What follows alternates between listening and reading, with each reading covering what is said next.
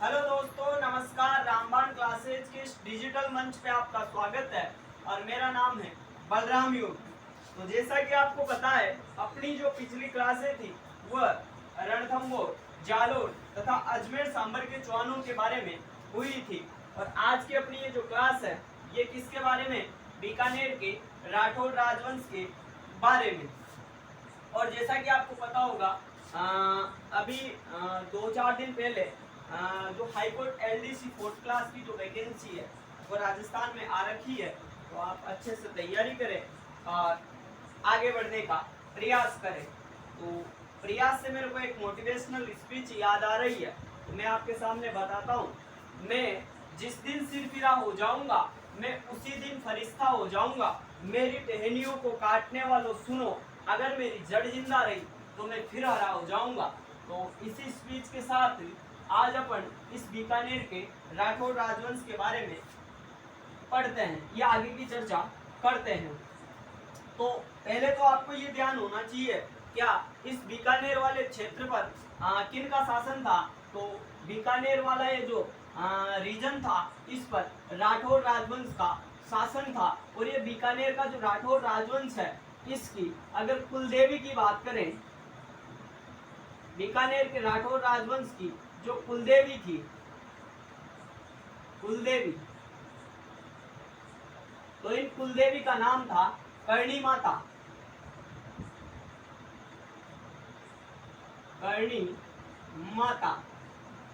और करणी माता का वैसे जन्म की बात करें तो इनका जन्म हुआ था सुहाग गांव जोधपुर में। और इनको रिद्धिबाई, जोगमाता, जोगमाया तथा दाढ़ी मूछ वाली डोकरी के रूप में भी जाना जाता है। और आपको पता होगा करणी के काबिल क्या कहलाते हैं? चूहे कहलाते हैं। लेकिन जब अपन राजस्थान की लोक देवियों की चर्चा करेंगे उस समय मैं आपको करणी माता के बारे में काफी जानकारी बताऊंगा। तो किस प्रकार इनकी जो बड़ी बहन थी गुलाब कंवर, उसका एक पुत्र था लक्ष्मण। वो क्या है, कपिल मुनि की जो झील थी कोरायत झील, इसमें गिरकर कहने का मतलब गिरकर उसकी मृत्यु हो जाती है। तो इन सब बातों की अपन चर्चा करेंगे, लेकिन वो बाद में। अभी अपन को यही याद रखना है कि ये जो बीकानेर का राठौर राजवंश है, इसकी कुलदेवी कौन सी है? तो आप बताओगे सर, करणी माता। और अब बीकानेर में किस प्रकार यहाँ पे राव बीका के द्वारा एक नवीन राठौर सत्ता को स्टेब्लिश किया गया, इसकी भी अपन बात करेंगे। तो अभी तो मैंने आपको ये बताया है, बीकानेर का जो राठौर राजवंश है इसकी कुलदेवी कौन है? करणी माता। उसके अलावा बात करें अपन मारवाड़ की, मारवाड़ की, तो मारवाड़ के शासक की बात करें तो मारवाड़ के शासक थे कौन? जोधा और राव जोधा। अभी मैंने आपको ये बताया है बीकानेर के राठौर राजवंश की कुलदेवी कौन? करणी माता।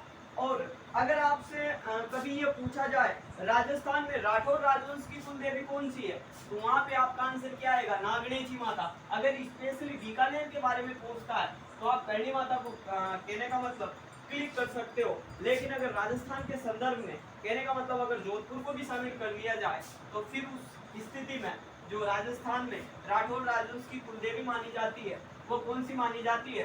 नागणेची माता। तो अभी मैं आपको ये बता रहा हूँ, मारवाड़ के एक शासक थे जिनका नाम था राव जोधा। और राव जोधा के पुत्र थे, राव जोधा के एक पुत्र थे और पुत्र का नाम क्या था? राव बीका। मैंने अभी तक आपको क्या बताया? मारवाड़ के शासक राव जोधा के पुत्र थे कौन? राव बीका। और इधर बात करें बीकानेर की, बीकानेर, बीकानेर। और बीकानेर का प्राचीन नाम क्या था? प्राचीन नाम, तो बीकानेर का प्राचीन नाम था जांगल प्रदेश, जांगल प्रदेश। मैंने आपको बताया मारवाड़ के एक शासक थे जिनका नाम था राव जोधा। राव जोधा के पुत्र का नाम था राव बीका। और इधर बीकानेर का प्राचीन नाम मैं आपको बता रहा हूँ, जांगल प्रदेश। तो होता क्या है, अब आगे सुनो आप।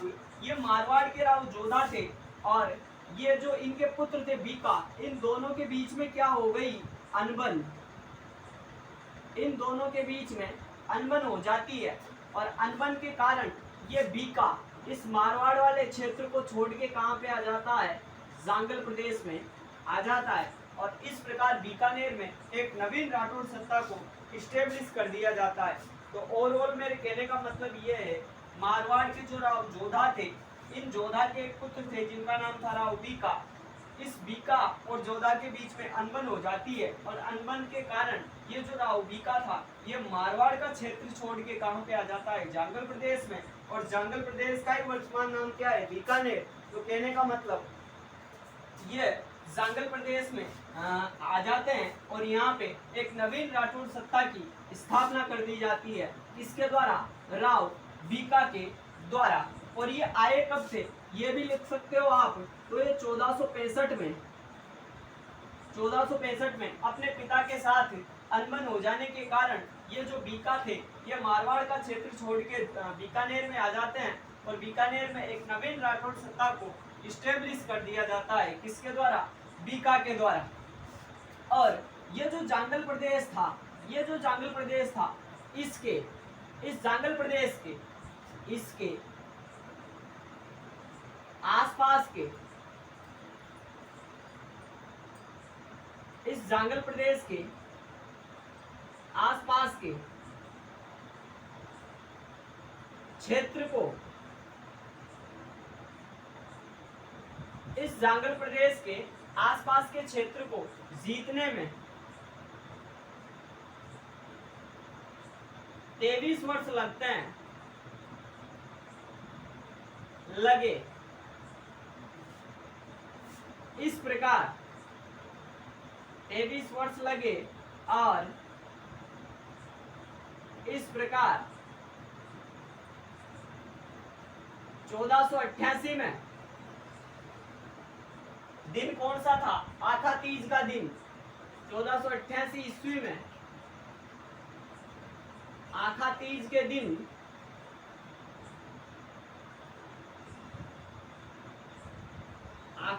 के दिन बीकानेर में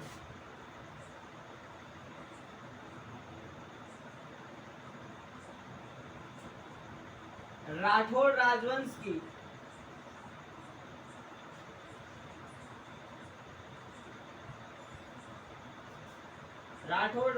की स्थापना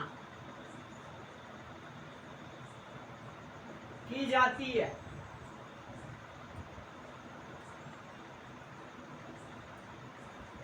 तो क्या बताया मैंने आपको बताया कि ये मारवाड़ के राव जोधा के पुत्र राव बीका 1465 में अपने पिता के एक ताने के ऊपर ये जो बीका था ये जांगल प्रदेश, कहने का मतलब वर्तमान के बीकानेर वाले जिले में या क्षेत्र में आ जाता है। और इस जांगल प्रदेश, कहने का मतलब इस बीकानेर के क्षेत्र को जीतने में इनको 23 वर्ष लगे। इस प्रकार 1488 में, कहने का मतलब 64 में तो ये आए और 23 वर्ष लगे, तो टोटली कितना हुआ 1488। कहने का मतलब 1488 में आखा तीज के दिन करणी माता के आशीर्वाद से बीकानेर में एक नवीन राठौड़ सत्ता को इस्टेब्लिश कर दिया जाता है। किसके द्वारा, राव बीका के द्वारा। तो अब आपसे अगर कोई प्रश्न पूछे जो राठौड़ बीकानेर का जो राठौड़ राजवंश है इसका आदि पुरुष कौन है, तो आप बता सकते हो सर उसका नाम क्या मतलब क्या है, तो आप बताओगे सर राव बीका है। तो ये जो राव बीका था ये प्रारंभ में किसको, कोडमदेसर को अपनी राजधानी बनाना चाहता था, लेकिन भाटियों के द्वारा इस बात का विरोध किया गया। फिर इसने अपनी जो राजधानी थी वो किसको बनाया, बीका के द्वारा,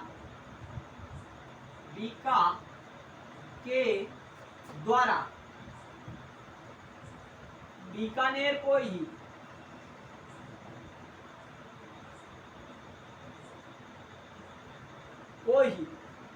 अपनी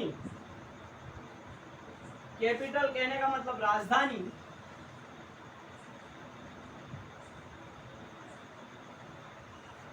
बनाया गया।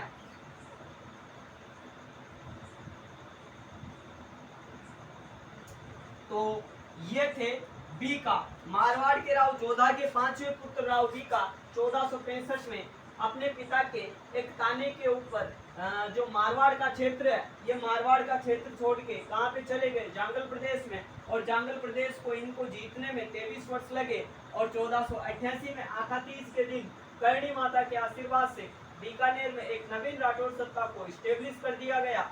और ये क्या है, पहले कोडमदेसर को अपनी राजधानी बनाना चाहते थे, लेकिन भाटियों के द्वारा इस बात का विरोध किया गया।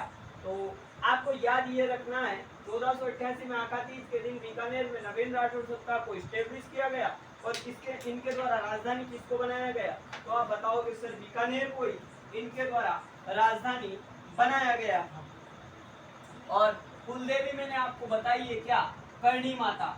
और इनके करणी माता के अगर जन्म की भी बात करें तो जन्म सुहागगांव जोधपुर में हुआ था। तो इसके बाद में अपन अब आगे की बात करते हैं। ये थे बीकानेर के जो शासक थे राव बीका, इनके द्वारा बीकानेर में जो ये राठौर राजवंश है इसको स्टेब्लिश किया जाता है।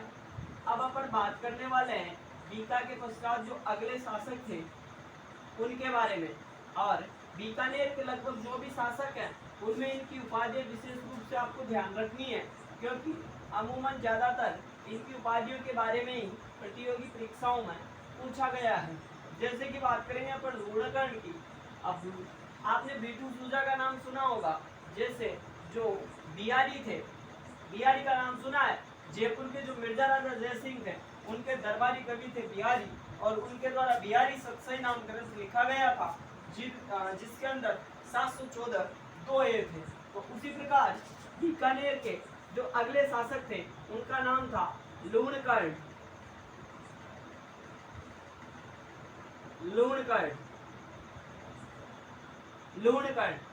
और बीकानेर के जो राव जयसी थे, इन जयसी के एक दरबारी विद्वान थे जिनका नाम था बीटू सूजा। तो अभी अपन को यही ध्यान रखना है कि एक दरबारी विद्वान थे, दरबारी विद्वान, और दरबारी विद्वान का नाम क्या था। ये मैं आपको ये नहीं बता रहा कि ये लूणकर्ण के दरबारी विद्वान थे, मैंने अभी तक आपको यही बताया है कि एक दरबारी विद्वान थे और दरबारी विद्वान का नाम क्या था, बीटू सूजा। दरबारी विद्वान कौन थे, बीटू सूजा। और बीटू सूजा के अगर ग्रंथ की बात करें, इनके ग्रंथ की बात करें तो ग्रंथ का नाम क्या था, तो ग्रंथ का नाम था राव जयसी रो छंद। मैंने आपको ये नहीं बताया कि ये जो बीटू सूजा था ये इस लूणकर्ण का दरबारी था। ये मेरे बोलने का कदापि मतलब नहीं है, मैं आपको केवल ये बोलना चाहता हूँ एक दरबारी विद्वान थे जिनका नाम था बीटू सूजा, और बीटू सूजा का जो ग्रंथ था उसका नाम था राव जयसी रो छंद। और ये जो राव जयसी रो छंद है, इसमें ये जो लूणकर्ण था इसको क्या बोला गया है, कलयुग का कर्ण। ये बात आपको याद रखनी है। कहने का मतलब ये जो लूणकर्ण था, इस लूणकर्ण को ये जो राव जयसी रो छंद है इसमें कलयुग का कर्ण बताया गया है। और ये राव जयसी रो छंद ग्रंथ लिखा किसने था, तो ये बीटू सूजा के द्वारा लिखा गया था। तो एक लाइन में अगर आप याद करना चाहो तो आप क्या याद करोगे, सर बीटू सूजा द्वारा रचित जो ग्रंथ है राव जयसी रो छंद, इसमें जो लूणकर्ण है इसको कलयुग का कर्ण कहा गया है। और अभी तक पूछा भी यही गया है कि कलयुग का कर्ण किस शासक को बोला गया है, तो आपका आंसर होना चाहिए था बीकानेर का लूणकर्ण। इसके पश्चात अब अपन अगले शासक की बात करेंगे, और अगले जो बीकानेर के जो शासक हैं उनका नाम है राव जयसी। ये थे बीकानेर के जो शासक थे क्या, लूणकर्ण। इनके बारे में आपको एक ही बात याद रखनी है, क्या लूणकर्ण को क्या बोला गया है, कलयुग का कर्ण। बीकानेर के किस शासक को कलयुग का कर्ण बोला गया है। और उसके अलावा आपको ध्यान होगा रायसिंह का नाम सुना होगा आपने। रायसिंह को राजपूताने का कर्ण कहा गया है, तो उसकी भी बात करेंगे अपन, लेकिन वो करेंगे आगे। अभी अपन को क्या पढ़ना है, राव जयसी। तीसरे जो शासक थे उनका नाम था राव जैतसी। और थे राव जैतसी। तो राव जैतसी के एक दरबारी विद्वान थे। अब अपन उनकी बात करते हैं।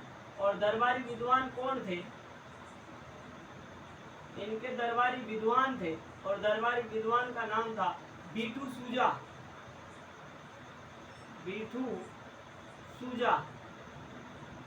और बीटू सूजा के द्वारा जो रचित ग्रंथ था, इस ग्रंथ का नाम भी आप बताओगे सर राव जैतसी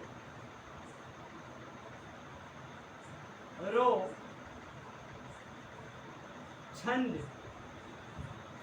मैंने अभी तक मैं आपको राव जैतसी के बारे में बताने वाला हूँ। राव जैतसी, इनके दरबारी विद्वान का नाम था बीटू सूजा और बीटू सूजा के द्वारा एक ग्रंथ लिखा गया और इस ग्रंथ का नाम था राव जैतसी रो छंद। उसके अलावा बात करें अपन इस बीकानेर के राव जैतसी की, तो आपने कामरान का नाम सुना होगा। और ये कामरान कौन है? तो ये मुगल वंश का जो हुमायूं था, उस हुमायूं का ये भाई था। तो मुगल वंश के बात करेंगे, मुगल वंश के मुगल वंश और मुगल वंश के अगर अपन शासक की बात करें तो शासक का नाम था शासक और शासक का नाम था कामरान। वैसे तो ये हुमायूं का भाई था। तो मुगल वंश के एक शासक बताए मैंने जिनका नाम था कामरान और जैतसी के बीच में एक युद्ध हुआ। क्या हुआ? युद्ध।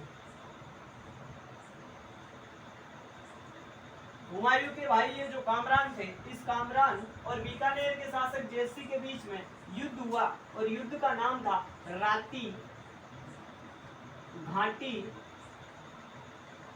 का युद्ध। और राती घाटी का युद्ध हुआ कब था? 1534 ईस्वी में। तो अभी तक मैंने आपको ये बताया है जो बीटू राव जैतसी थे, इन राव जैतसी के दरबारी विद्वान थे जिसका नाम था बीटू सूजा और इसके द्वारा ग्रंथ भी लिखा गया राव जैतसी रो छंद। इसके अलावा मैंने आपको मुगल वंश के एक शासक बताए जिनका नाम बताया कामरान। और इधर मुगल वंश के कामरान और बीकानेर के राव जैतसी के मध्य में एक युद्ध हुआ और युद्ध का नाम था राती घाटी का युद्ध। और कब हुआ? 1534 ईस्वी को ये युद्ध हुआ और इस युद्ध में जैतसी क्या होते हैं? विजयी रहते हैं। इस युद्ध में जैतसी क्या होते हैं? विजयी रहते हैं। और ये जो हुमायूं के भाई कामरान थे, इनकी इस युद्ध में क्या हो जाती है? हार हो जाती है। तो एक तो जो महत्वपूर्ण युद्ध है, कौन सा युद्ध है? राती घाटी का युद्ध।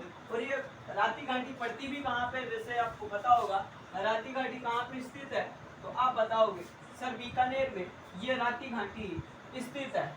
उसके अलावा अपन बात करेंगे पहोबा के युद्ध की। पहोबा के युद्ध की। कौन सा युद्ध? पहोबा का युद्ध।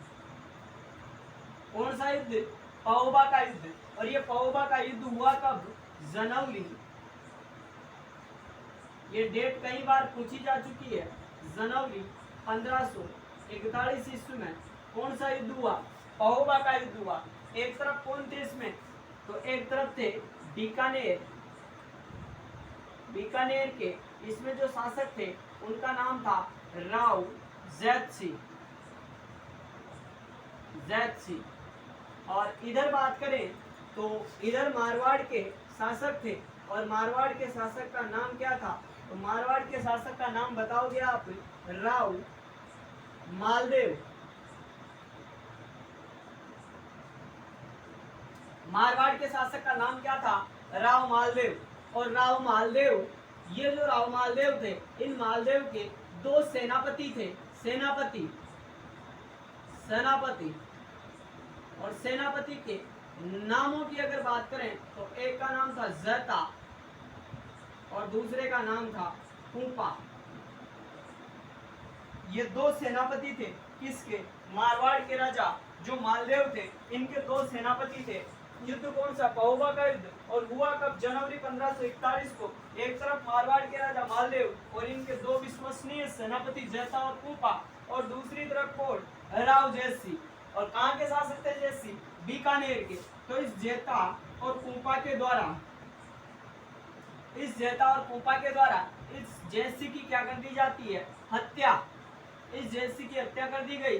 तो ओवरऑल कहने का मतलब यह है, इस पाओबा के युद्ध में हार किसको मिली, तो हार मिली किसको, जयसी को। तो जयसी को इसमें हार का सामना करना पड़ा और मारवाड़ के राजा मालदेव इस युद्ध में विजयी रहे। इनको क्या मिले, क्या मिली, तो इनको मिली विजय, कहने का मतलब जीत। फिर आगे क्या होता है, इस जयसी के दो पुत्र हुए और पुत्र का नाम क्या था, एक का नाम था कल्याणमल और दूसरे का नाम था भीम। इसके जयसी के भी पुत्र थे, पुत्र। और इसके पुत्रों के अगर नाम की बात करें तो एक का नाम था कल्याणमल और दूसरे का नाम क्या था, भीम। मैंने आपको ये बताया कई जेता और कुंपा के द्वारा इस बीकानेर के शासक राव जयसी की हत्या कर दी जाती है और हत्या के बाद में क्या होता है, इसके जो पुत्र थे कल्याणमल और भीम, ये कहाँ पे चले जाते हैं, शेरशाह सूरी के पास में चले जाते हैं और शेरशाह सूरी को युद्ध करने के लिए प्रेरित करते हैं। क्योंकि ये युद्ध क्यों करवाना चाहते थे कल्याणमल और भीम, ये इसलिए युद्ध करवाना चाहते थे ताकि बीकानेर वाले रीजन पर इनका अपना अधिकार हो सके। क्योंकि इस समय युद्ध में जयसी की हार के पश्चात यहाँ बीकानेर पे इसका राव मालदेव का शासन हो जाता है। तो ये कल्याणमल और भीम शेरशाह सूरी को युद्ध करने के लिए प्रेरित करते हैं और भीम को तो एक उपमा भी दी गई है, इसका एक उपनाम भी लिख सकते हो आप, उपनाम। तो इसको बोला जाता है गई भोमरो बाडू, गई भोम रो बाडू, कहने का मतलब खोई हुई जमीन को पुनः प्राप्त करने वाला सम्राट किसे बोला जाता है, इसी भीम को बोला जाता है गई भोमरो बाडू। इसका अर्थ क्या है, खोई हुई जमीन को पुनः प्राप्त करने वाला सम्राट। तो एक बार फिर अपन चर्चा करते हैं जयसी के बारे में। पहला युद्ध लड़ा इन्होंने राती घाटी का युद्ध 1534 को, एक तरफ मुगल वंश के कामरान और दूसरी तरफ बीकानेर के जयसी, दोनों के मध्य में युद्ध हुआ और युद्ध में जयसी विजयी रहे और कामरान को हार का सामना करना पड़ा। फिर मैंने आपको दरबारी विद्वान बताए जयसी के बिटू सूजा और इनके द्वारा एक ग्रंथ लिखा गया जिसका नाम था राव जयसी रो छंद। उसके अलावा मैंने आपको पाओबा का युद्ध बताया जनवरी 1541 को, एक तरफ बीकानेर के शासक राव जयसी और दूसरी तरफ मारवाड़ के राजा मालदेव और इनके दो विश्वसनीय सेनापति जेता और कुंपा। जेता और कुंपा के द्वारा राव जयसी का मामला सेट कर दिया जाता है और सेट करने के पश्चात जो जयसी के पुत्र थे कल्याणमल और भीम, ये कहाँ पे चले जाते हैं, तो ये चले जाते हैं शेरशाह सूरी के पास में और शेरशाह सूरी को इस मालदेव पर युद्ध करने के लिए प्रेरित करते हैं। फिर 5 जनवरी 1544 को गिरी सुमेर जेतारण पाली का युद्ध होता है और उस युद्ध में मारवाड़ के राजा मालदेव को हार का सामना करना पड़ता है। आप इसको नोट आउट कर सकते हो। इसके बाद में अपन आगे की बात करते हैं। तो जैसा शेरशाह सूरी और मालदेव के बीच में जो युद्ध होता है, उस युद्ध में शेरशाह सूरी के द्वारा बोला जाता है कि मैं एक मुट्ठी भर बाजरे के लिए हिंदुस्तान की बादशाह खो देता। ऐसा किसने बोला था, शेरशाह सूरी ने। ये लाइन भी कई बार पूछी जा चुकी है। उसके अलावा इससे जो भी इस टॉपिक से जो भी महत्वपूर्ण क्वेश्चन है उनकी अपन चर्चा करेंगे। अभी मैंने आपको केवल ये बताया है कि किस प्रकार जयसी और मालदेव के बीच में जो ये युद्ध हुआ था, इस युद्ध ने बीकानेर का जो कहने का मतलब बीकानेर के इतिहास में एक कहने का मतलब अनोखा मोड़ लाकर खड़ा कर दिया। क्योंकि जो जयसी के पुत्र थे कल्याणमल और भीम, ये सूरी शासक था, सूरी वंश का शेरशाह सूरी, इसके अधीनता स्वीकार कर लेते हैं। तो अब अपन पढ़ेंगे कल्याणमल के बारे में। इसके बारे में पढ़ेंगे कल्याणमल के बारे में। कल्याणमल किसके बारे में पढ़ेंगे, कल्याणमल के बारे में। तो इन्होंने क्या किया, शेरशाह सूरी, जैसा मैं आपको बता भी चुका हूं, शेरशाह सूरी की अधीनता, शेरशाह सूरी की अधीनता स्वीकार की। क्या किया? ये जो शेरशाह सूरी था इसकी अधीनता स्वीकार की। पहली बात शेरशाह सूरी की अधीनता स्वीकार की। फिर उसके बाद में बात करें गिरी सुमेल युद्ध की सहायता से, गिरी सुमेल युद्ध की सहायता से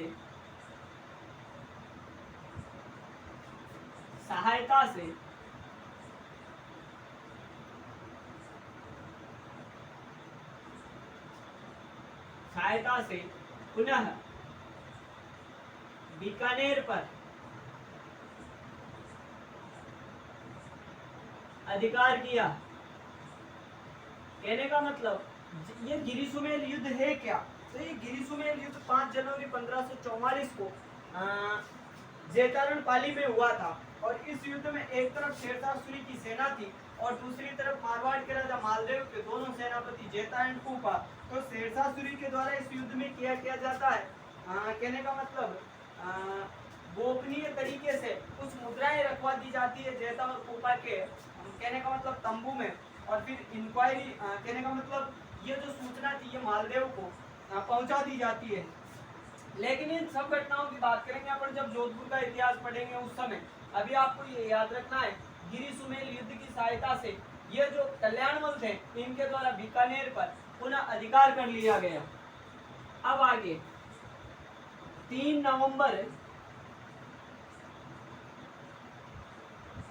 1570 को क्या हुआ था? 3 नवंबर 1570 को क्या हुआ? अकबर ने नागौर दरबार लगाया। नागौर दरबार लगाया। क्या बताया मैंने आपको? 3 नवंबर यानी 3 नवंबर 1570 को अकबर ने नागौर दरबार लगाया। इस नागौर दरबार में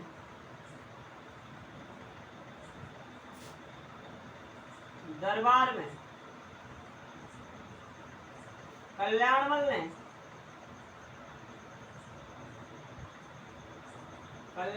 ने अपने पुत्र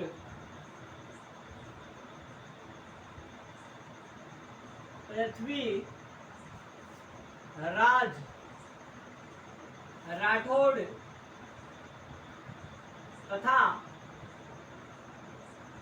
राय सिंह के साथ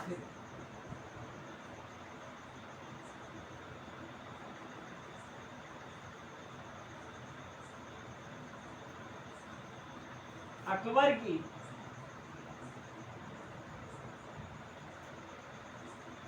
अधीनता स्वीकार की।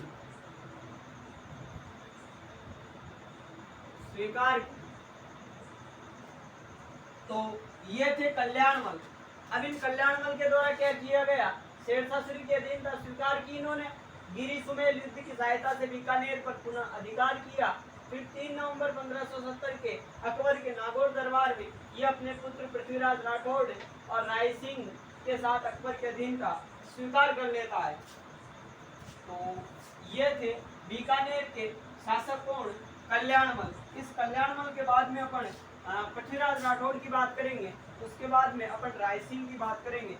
इस प्रकार अपन जो भी महत्वपूर्ण शासक है इस बीकानेर वाले क्षेत्र के या बीकानेर के इतिहास में जो भी महत्वपूर्ण शासक है जिनसे अपना प्रश्न पूछे जाने की संभावना रहती है उन सभी प्रश्नों के बारे में अपन चर्चा करेंगे।